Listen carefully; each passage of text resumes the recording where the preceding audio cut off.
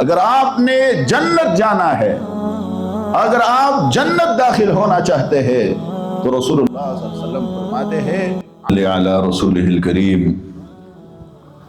اما بعد فاعوذ باللہ من الشیطان الرجیم بسم اللہ الرحمن الرحیم عن ابی امامۃ رضی اللہ عنہ قال سألت رسول اللہ صلی اللہ علیہ وسلم دلنی علی عمل يدخلني الجنة قال عليك بالصوم فإنه لا عدل له أو كما قال عليه الصلاة والسلام۔ عزیزان محترم، آج کے درس حدیث میں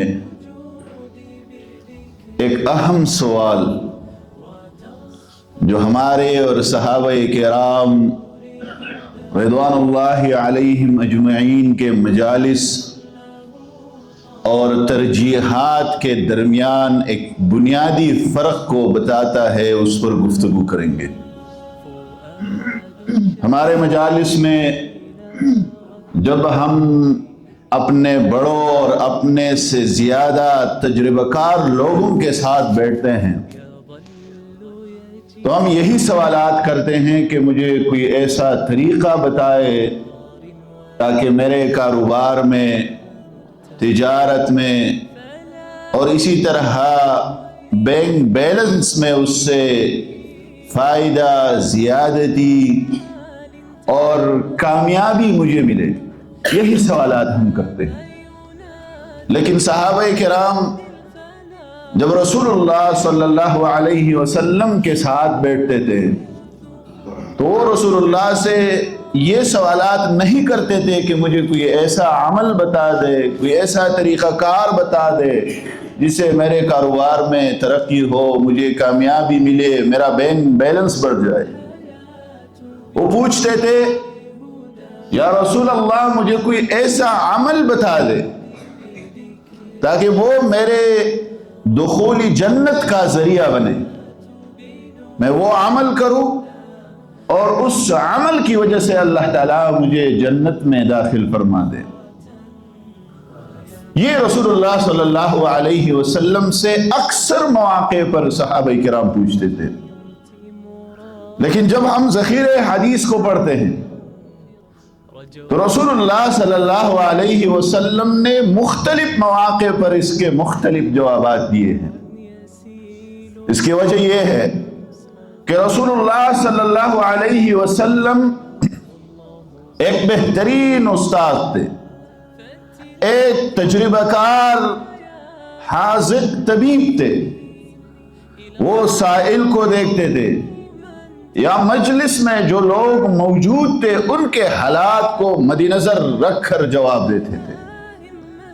مثلا ابو امامہ پوچھتے ہیں جیسا کہ اس حدیث میں ہے کہ یا رسول اللہ مجھے کوئی ایسا عمل بتا دے کہ جس کی وجہ سے میں جنت میں داخل ہو جاؤں، تو رسول اللہ صلی اللہ علیہ وسلم ان کو ایک جواب دیتے ہیں۔ عبداللہ ابن صائب ایک اور صحابی ہے، وہ رسول اللہ صلی اللہ علیہ وسلم سے پوچھتے ہیں تو رسول اللہ صلی اللہ علیہ وسلم ان کو ایک اور جواب بتاتے ہیں، ایک اور جواب دیتے ہیں۔ وہ یہ ہے کہ تعبد اللہ ولا تشرک بہ شیئا وتقیم الصلاۃ وتؤتی الزکاۃ وتصل الرحم۔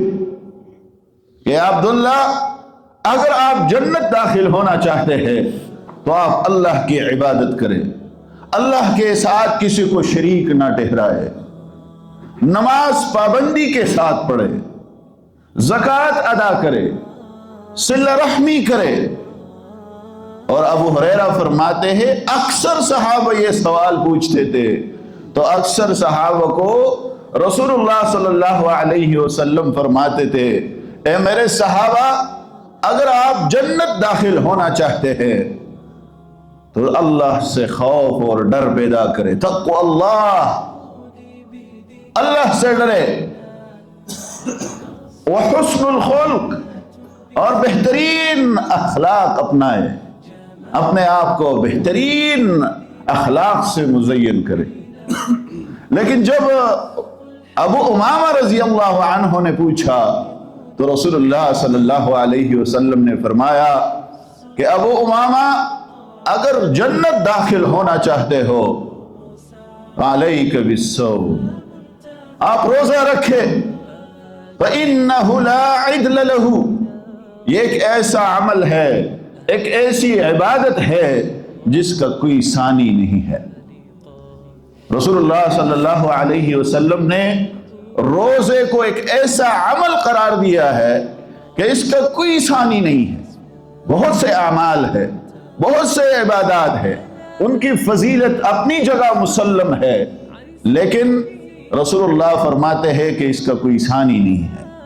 یہ انسان کو صبر، تحمل، برداشت جیسے اعلیٰ صفات جو ہے وہ سکھاتے ہیں۔